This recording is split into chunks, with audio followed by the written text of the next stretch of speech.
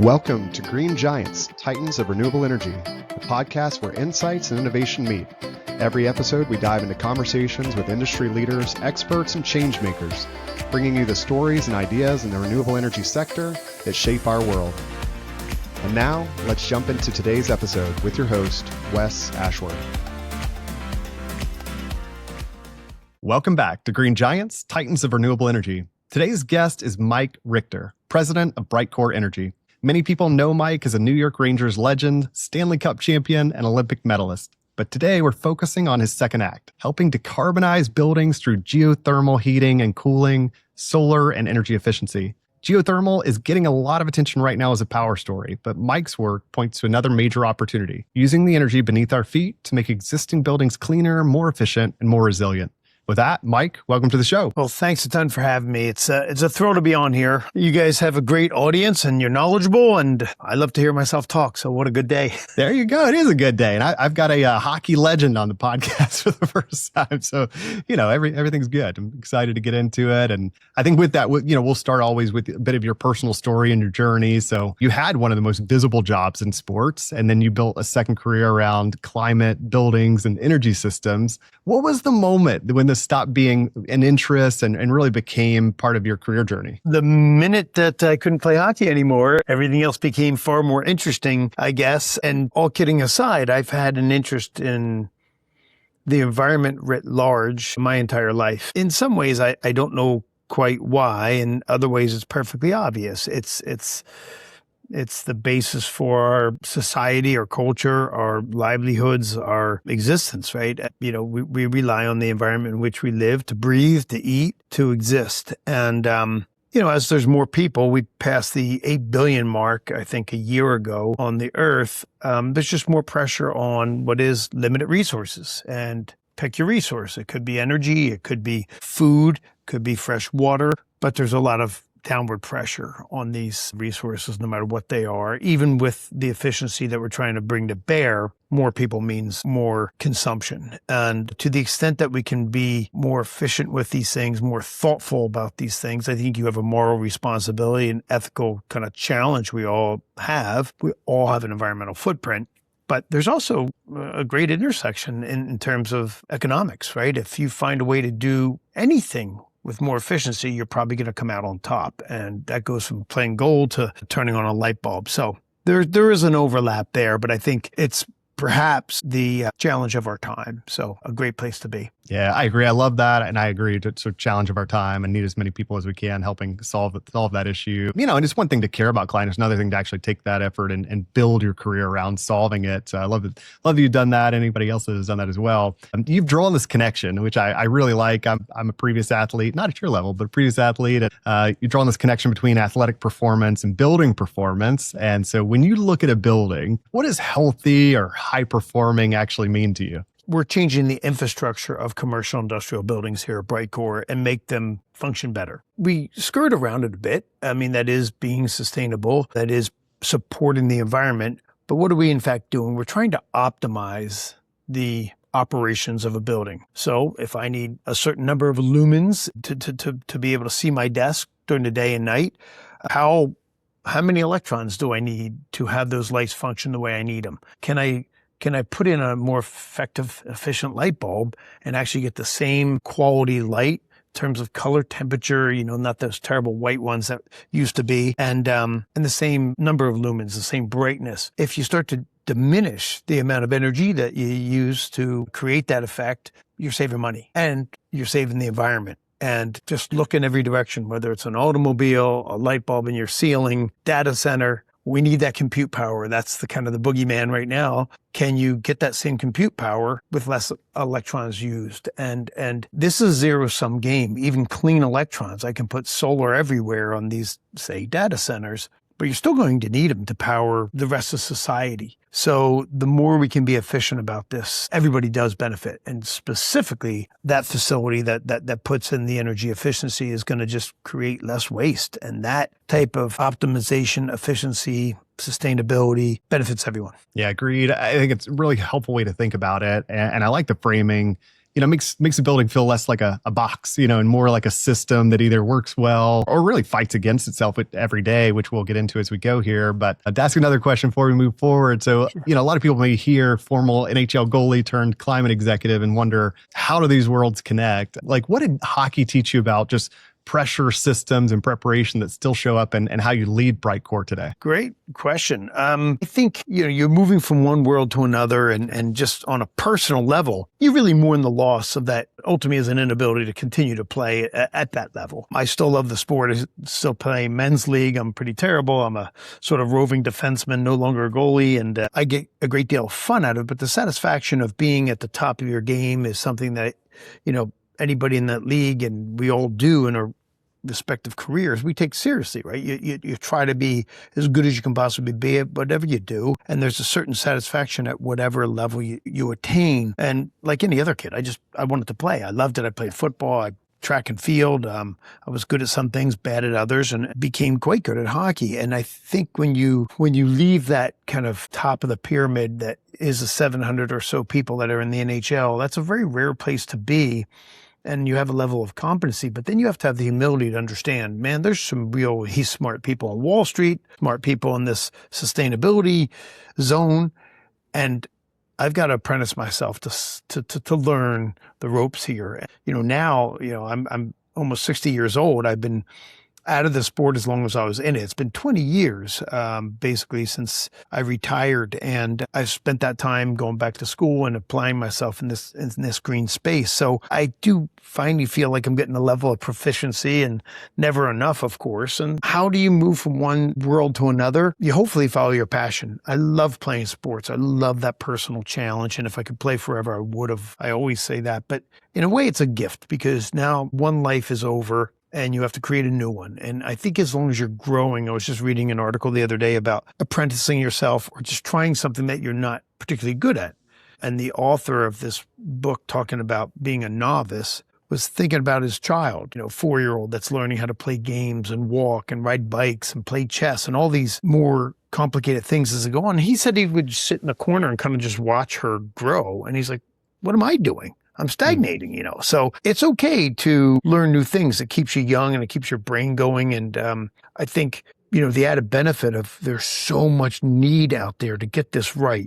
Battery storage is coming online. Solar cost curve is coming down. You're starting to talk about small modular reactors. There's just infinite need for energy and for clean energy at that. Now you're starting to see some solves that are price competitive. And so to be part of that evolution, we were burning whale oil at some point, and we moved to oil, and then we moved to electricity. Like we are moving society ahead. And I think that's a really great place to be. It's an honorable thing to want to do. And I think you can make money doing it. So I do have a passion for this, and I've surrounded myself, which is the key to anything, with really smart people. And they have a great deal of passion with the kind of engineering prowess to go with it. I think if you're trying to change the world, you really better get some of the best and brightest and just be ready for challenges and setbacks, just like an athletic career. But I think the thing for me is I have a passion for it, and you're never really done learning. And so that to me helps me get up in the morning and feel really motivated to keep going. Yeah, I love all of that. So much of what you said there, and I think I've always thought it translates really well. From athletics to a career, and a lot of those big projects like big games come down to preparation, trust, getting the little things right. But I love that thought process and just continue to grow and learn and all of that goes into there. And I think that translates so well. Obviously, I'm sure a part of your success. And sorry to interrupt, but there's kind of two aspects of this that I do think maybe merchandise in with the old career. And the first one is, I tell the story a fair amount, but it was left an impression on me. I remember retiring from hockey, and you're really good at what you're doing. You're one of 700 in the world can do it at that level. But then you're moving into this area where there's lots and lots of people that have lots and lots more experience than you. And it's purposeful, right? I mean, I focused on my athletic career when I was an athlete. And, I would go to summer school when I was younger and didn't have children and was unmarried and, had time. But more and more, if you're truly being a professional, you are prepping for that season almost from the moment you take off the pads from last season. And so I did feel like I owed it to myself to go back and finish the degree that I started. I left after my sophomore year, and that was great. It was a good segue. But I think that connective tissue between the athletic world and the sustainability world is health. So think about it as an athlete, right?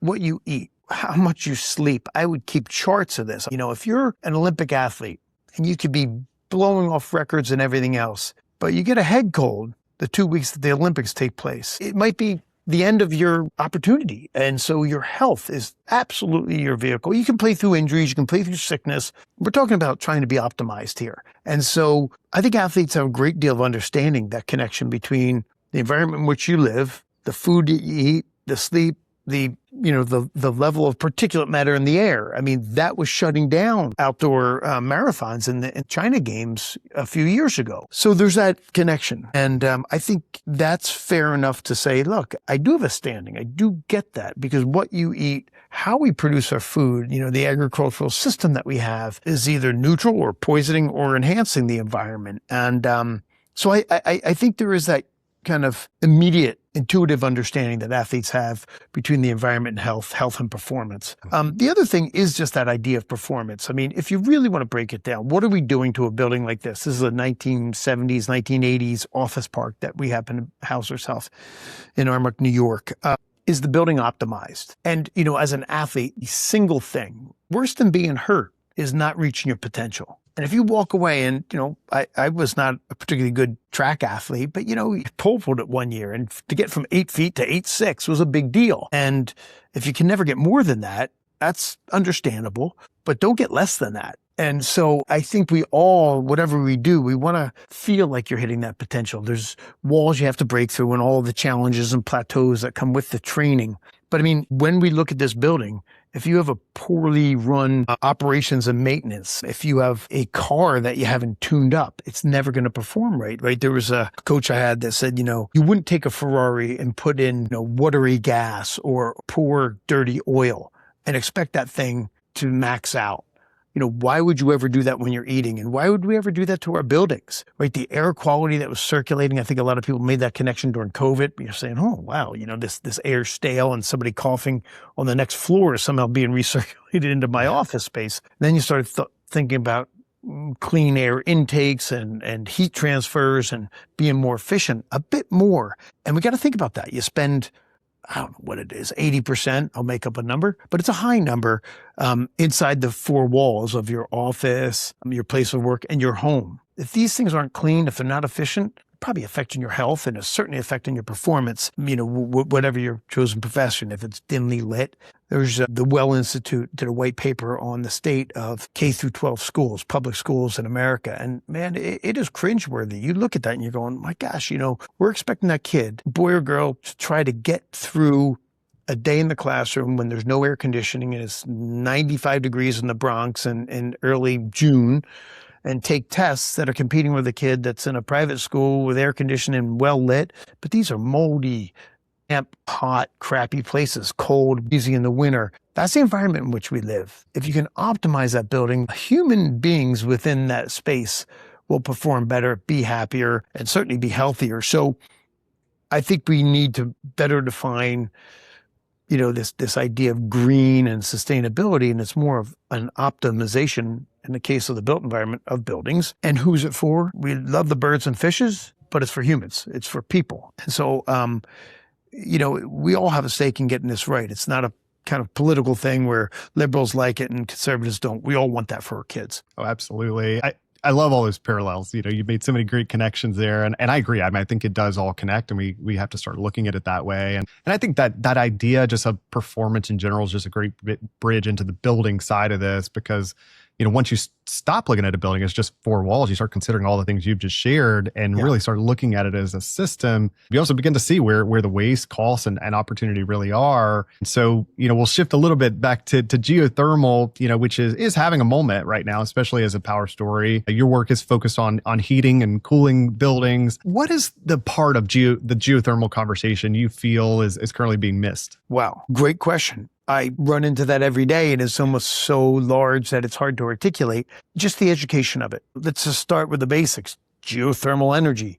There's two types. One is the hot rocks geothermal out west, where you're going deep into the ground, thousands of feet into the ground to get either hot rocks and enhance it by putting water in it and get steam that comes up and turns turbines, no different than a coal plant, a gas peaker, or really a nuclear power plant. You're creating steam through heat and water mixing, turning a turbine and making electrons. We don't do that. What we basically have is we're going more shallow. It's usually less than 2,000 feet. It's more often 500 to 800 feet into the ambient temperature of the earth, which I'm in New York, 4 or 5 feet down, the ambient temperature is 55 degrees. So what does that mean? We put a closed loop system, and it's no different than your warm hand holding a cold beer. There's a heat transfer. BTUs are going to go from my warm hand to the cold beer. The beer heats up, my hand cools down. It's why you put ice on your head in the summertime, and it's why you like to have a nice hot tea or whatever it is in the winter. What's beautiful about it is it's pretty stable 4 feet down.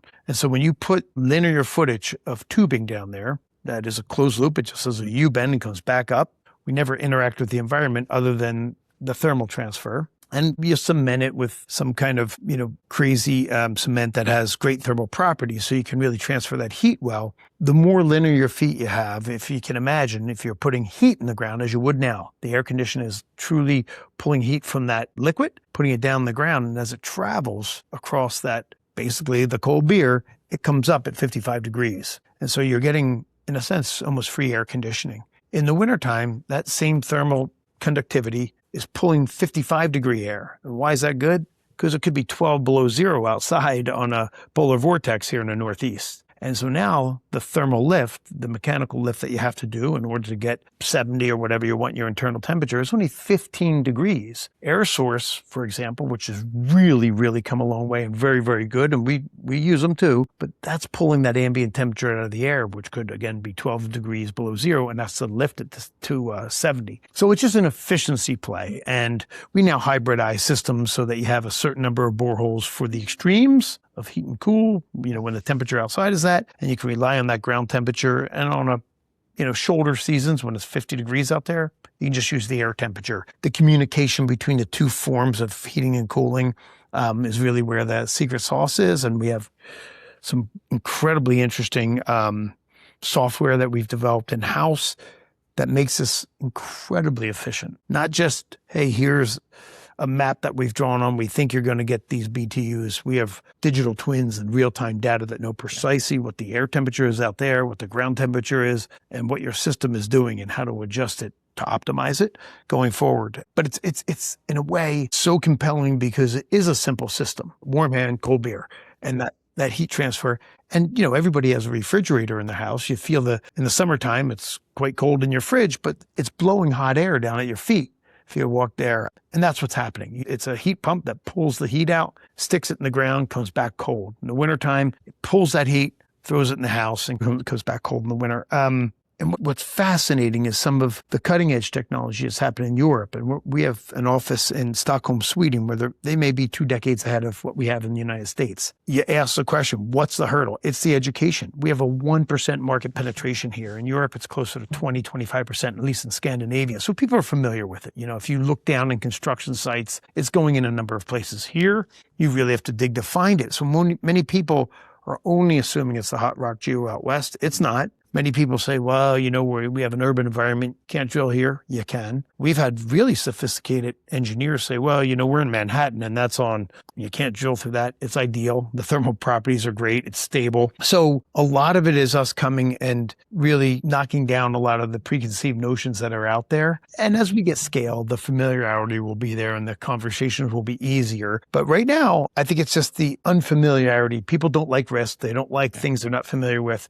The great news is it's been commercially proven in the ground all over the world, and it's really coming here with a great deal of, momentum right now. Yeah. It's great context. I think it's really useful for listeners to hear. It just helps us really understand like geothermal, kind of the different facets, different aspects of what we're dealing with here, and really, talking about, buildings that we're in and we use every day, how relevant that is. And part of that too, maybe a little misconception wise, like everyone likes the idea of this like beautiful, new net zero building, but most of the buildings that really matter are already standing. Why is that retrofit market the real battleground? Help us understand that a little. Great question. Well, look, if I'm building a building from scratch, I design everything in. Very efficient, very effective, and pretty clean. We put the boreholes in, you pour cement, we can actually do it at the same time, so you're not losing time on that. We connect through a manifold, you put the mechanicals inside, building goes up, everybody's happy. Then you come to an old school building or a building like this, and you say, oh boy, we want to drill. Where? In this case, it's somewhat suburban, we can do a parking lot. We have the ability to go inside buildings, and we can talk about this if you want to get into specifics later, but the Beresford downtown New York City is on Central Park and 81st Street, right across the Museum of Natural History. If you know Manhattan, very dense. We were able to go inside a building with one of our mini rigs and literally drill in the subfloor of a 125-year-old premier co-op. And when you think about it, the amount of infrastructure that's buried under a Manhattan street, the old cables, the new cables, water tunnels, subways, little things like that, you don't want to hit. So you have to have great precision on perforating that ground and be able to come up and tie these things off. But really cool metaphor. That was initially a coal room, which was evolved into an oil room, which is more efficient. And now it is the geothermal room. And they're saving about 40 to 45% on their common areas because of the geothermal. Quiet, clean, just fantastic stuff. So it's a really cool job. We've been able to take that technology, again, developed in Europe, these mini rigs that go inside of buildings and the retrofit market. When you think about Manhattan, you're not taking down the Empire State Building and putting up a new one and say, look, it's LEED Platinum. That building has been there for close to 100 years, I think. It'll be there for hopefully another 100 years. But somebody has to address the energy infrastructure inside. And that's what continues to get improved. And Malkin's, the owners, they've changed some of the envelope and the windows and the lighting. But the geothermal is something you'd want to take a look at and say, what is the energy system here? How can we make this more efficient? 80% of Manhattan and most big cities like Chicago will have those same 80% of their buildings will be standing in the next 2 or 3 decades. You're not ripping them down. So that is the biggest challenge, because there'll be new buildings going up and they'll be with the new building standards.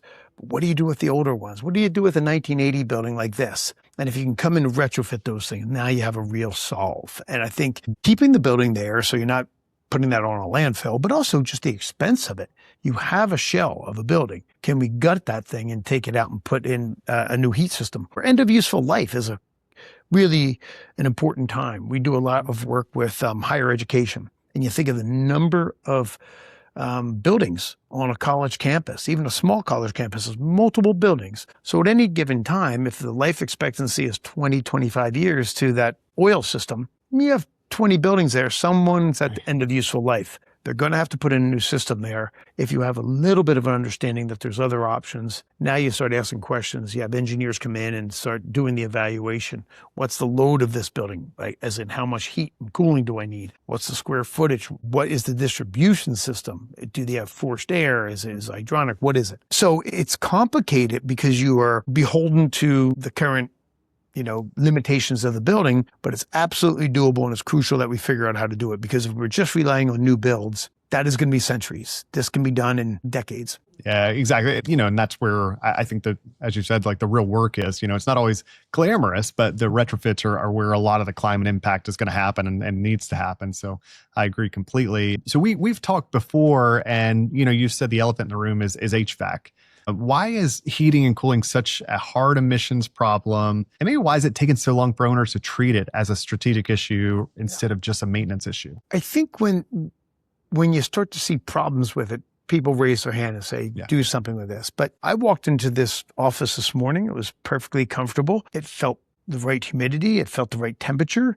It was well lit. I'm not paying the bills necessarily, so I don't think about it. I'm not the guy with the wrench downstairs going, man, I'm holding this thing together with duct tape and Band-Aids and need to change it. I think under the best of circumstances, when we come in and retrofit, it's a messy operation. It's very serious construction. But when you're gone, you don't even know you're there. You cover the floor up, or you cover up the parking lot, or you cover up your front lawn, and it's like you were never there. It's all buried underground. It's very stable and resilient. These things are rated for 75 to 100 years, so they'll be going long after I'm gone. What you should only notice are two things. Your bill should get smaller. That's really what we're selling, is the value of operational efficiency, lowering costs. And you should feel and witness a better internal environment. It's more quiet. It's more stable. There's not the high, kind of the heat goes on in my old house when it was an oil furnace. Man, it came out hot, and it was great when it did. But my bathroom on the first floor was hotter than my kitchen, and my den was cold all the time.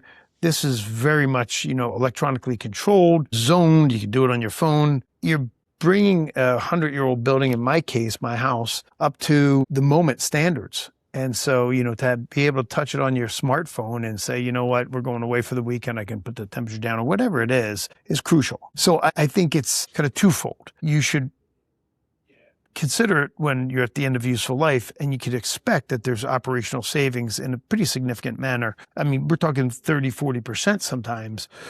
But you should also have an improvement, anticipate an improvement in just the quality of your experience for the workers and the, clients that are in these four walls. Yeah, I think we undersell that aspect of it. We talk about BTUs and we talk about greenhouse gas avoided, and these are crucially important things. But again, there's people that live in these buildings, and are they happy or not? And I think that, to me, is one thing that we really have to move away from in any green conversation. In the 70s, it was such an important moment when Jimmy Carter was saying, turn down the thermostat, you're going to be a little cold, put on a cardigan sweater, and sacrifice. We have this gas crisis. Now I don't think you do need to sacrifice. In fact, you're going to have an improvement. And I think where you saw that in really stark terms is when Elon Musk came out with his first Tesla. And you go, it's an electric car, good for the environment. But then you sit in it and you drive in it. And my partner here at work said, you just got to be in this car. I'm like, well, what's the difference? You're getting from point A to point B. And I had an efficient car. And he said, no, it's a different driving experience. This direct drive and the acceleration and the low center of gravity and the lack of oil and gas smelling up your garage, and the ability just to plug it in at home and be full every day. There's downsides, range anxiety and all this kind of stuff. But the downsides are really dissipating and the upsides just keep growing. And then, people start looking and say, wow, this car, which we thought was just, a glorified Prius that is energy efficient but horrible on performance, is anything but. It can beat a Ferrari off the line. And so, I always like to say we should change the term green and sustainability to just better, the term better. This is a better mousetrap. It's better infrastructure in your building. It's a better car to drive. It's better for people, whether you knew or didn't know how much you're paying to use that transportation or heat that building. The beautiful aspect of it is once you do know, you find that you're saving. Yeah, it's powerful points there, obviously. And I love that connection and looking at it that way. And I think that's what gives you a lot of hope for everything related to this industry is not just, you're making all these sacrifices for, the betterment of the environment. It's you're actually getting in most cases better, higher quality product and experience and things like that as well too. So that's a powerful moment. I'll move forward a little bit as we continue to go through. So we've talked a bit about the building problem. I want to get into what Brightcore is actually doing, because it's not just this big idea on paper. It comes down to drilling, design, financing, controls, getting real projects done in real buildings.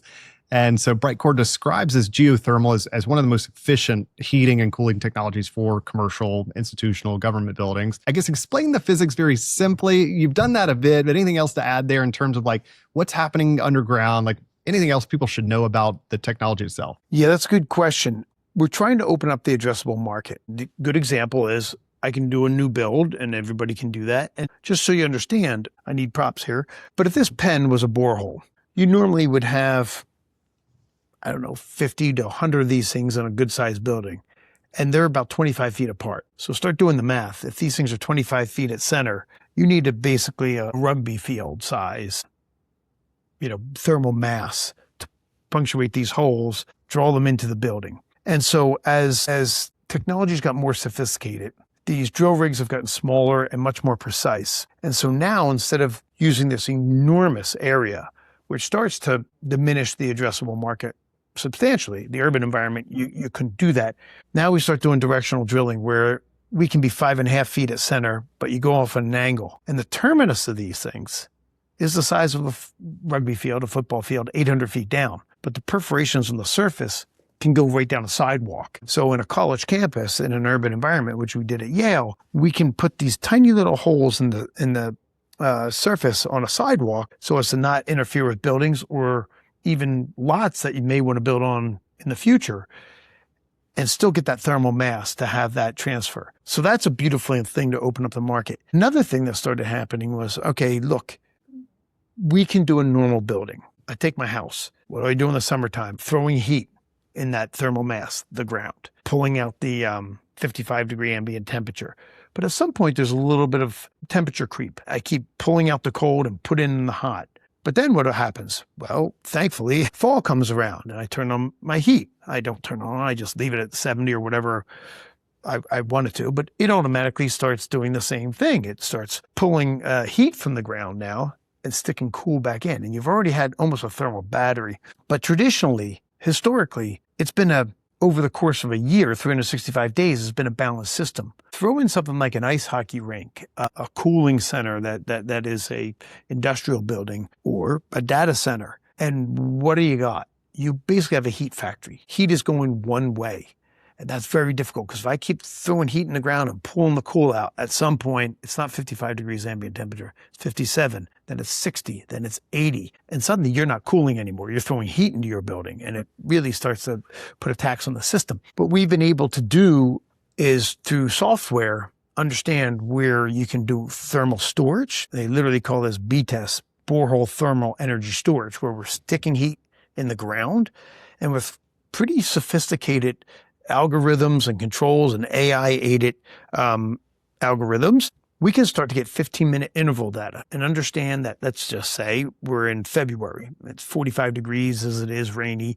Well, we also know that there's a polar vortex coming. There's going to be a dip down of the Gulf Stream or whatever, the Arctic blast is coming. And it's going to be 4 days of below zero. We can start thermally enhancing some of those boreholes and act as a thermal battery. Literally, it stays underground. It's very, very, we call it, basically it's a thermos. And if you've ever seen that movie March of the Penguins, the ones in the middle are insulated by all the ones around them. And in fact, that happens here. You put that heat in the ground and it dissipates, but much slowly because there's an awful lot of mass around it. We can pull that out right when the peak time of need is because of the cold coming down. We're actually getting time of use pricing and saving money on the building downtown. And that can only happen if you have very sophisticated controls. And so what we've done is started to just add layers of sophistication to this very kind of straightforward borehole in the ground, warm hand, cold beer. But now we're starting to say, wow, tomorrow's going to be much colder. Can we keep some of that heat for when we need it? Or can we find ways of dissipating that heat in a much more effective and efficient manner through hybridization? And we've now had the ability to do that, where if it's a cold day outside and you're trying to dissipate heat, I don't need to throw it in the ground anymore. But if it's 94 degrees as it is today, happens to be outside, that's a big strain on the heat pump to get that outside and try to get rid of that heat. I can throw it where it's 55 degrees in the ground. So that communication is absolutely key. And so what we've done is two things. We brought this technology, different rigs, different drill bits, different software to understand what's going on.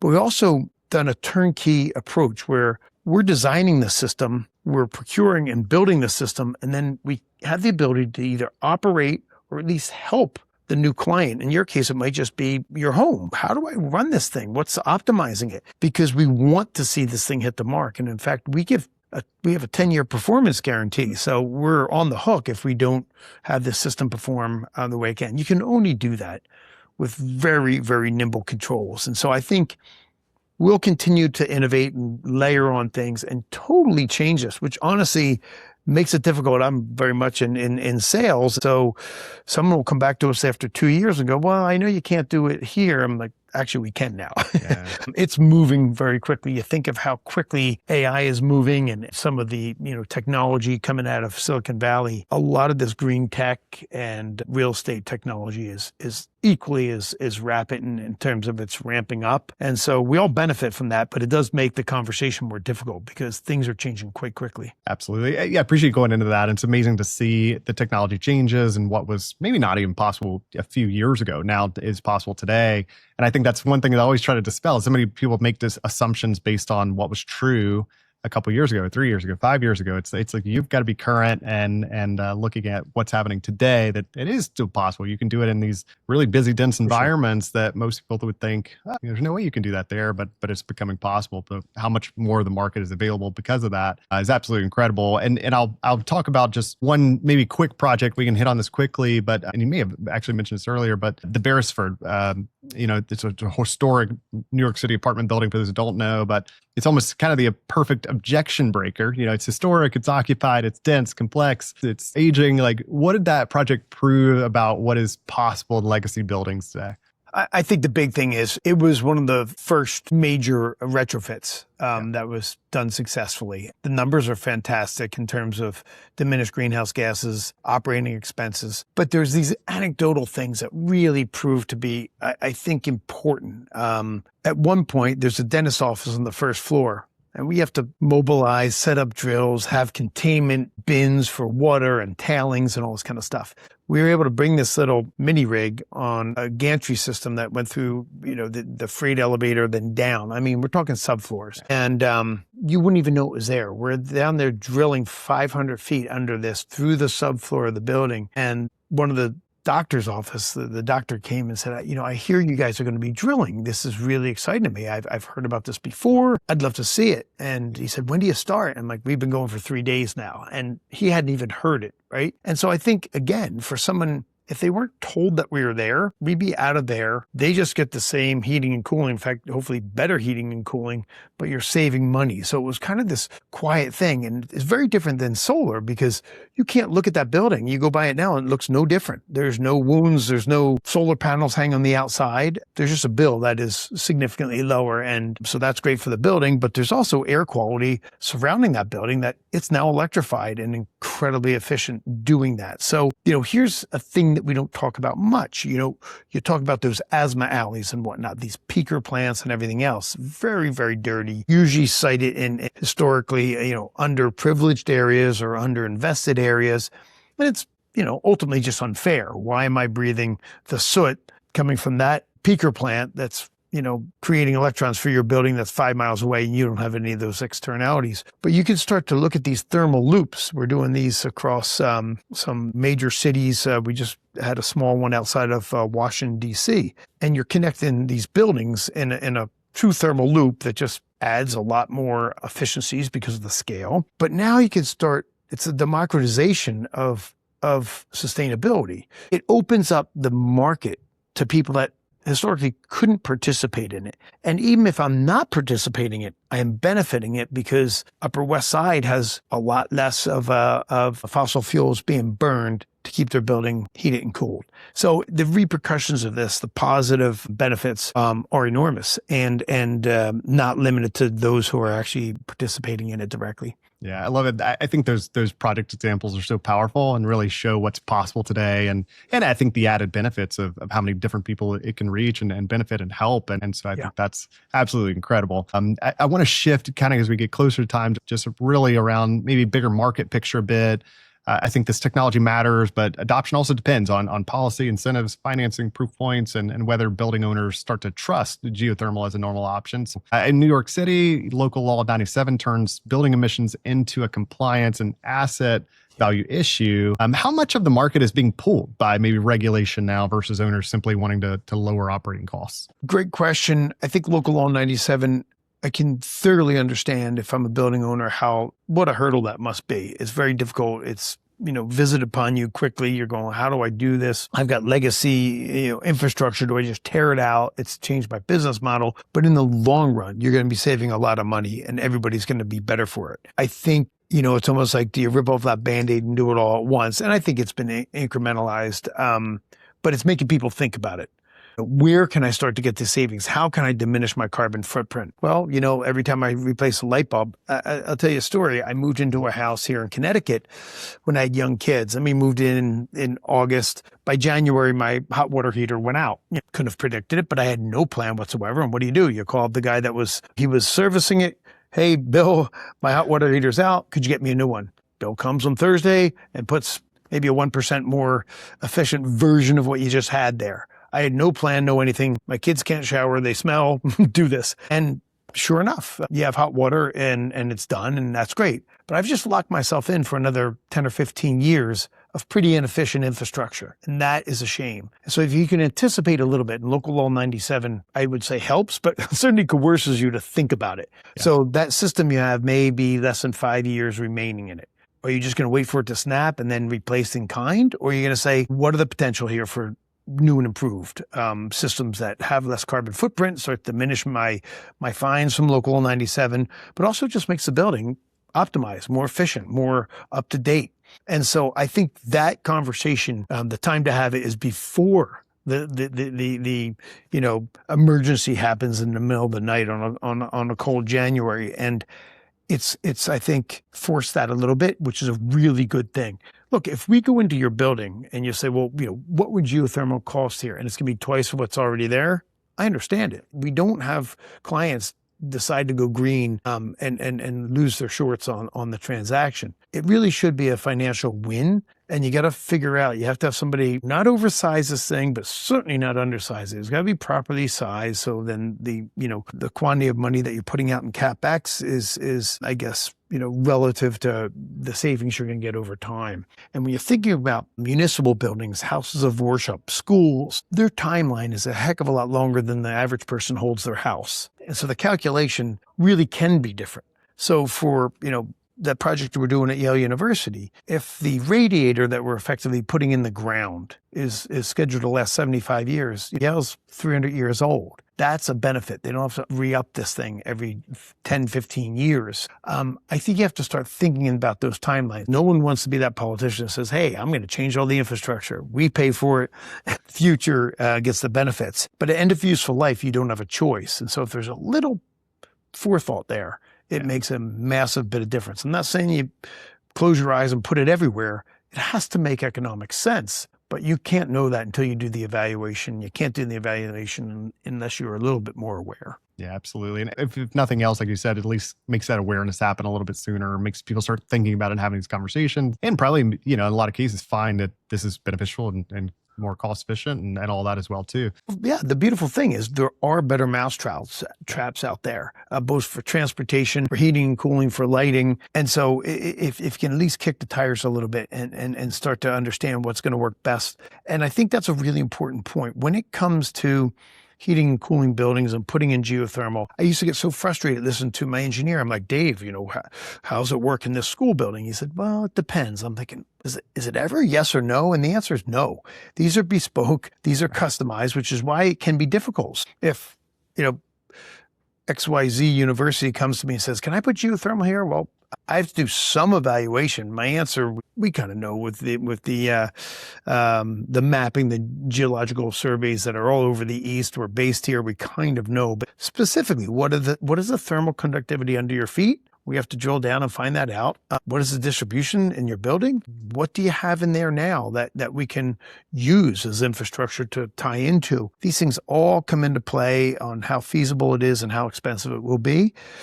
But yeah, we found that just putting holes in the ground isn't it's not an easy part, but it's not the only part. And we were starting to design systems to solve very specific problems for very specific clients, but the sophistication of our design wasn't being met with the same sophistication in terms of drilling. Yeah. So we brought that in-house, and we're really leading a lot on that Office of Excellence we have in Stockholm. They've been doing this for 20 years more than we have, and we're starting to have real solves that handle almost every eventuality. So, it comes down to a financial equation. If this makes financial sense, there's a conversation to be had. And if it's not, that's on us.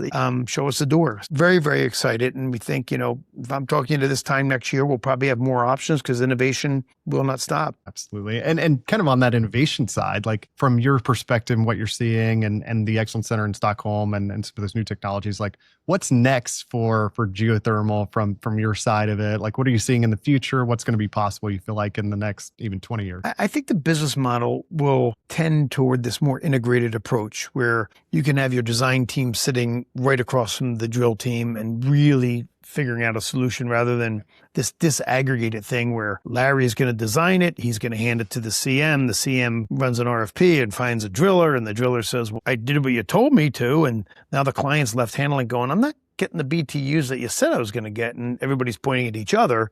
We design it, we build it, we run it if you need us to, or at least we'll show you how through our integrated O&M platform. So I think there's going to be a movement toward that. I think there'll just be more and more technology that will lower the cost of putting the boreholes in, which is extraordinarily expensive and time consuming. I'm not so sure AI is going to take over any of that. I mean, truly, it's going to be a long evolution to lower the cost of a linear foot. But I do think the adoption is going to just continue to skyrocket. Look, when you're 1% market penetration, it can double and you're still small.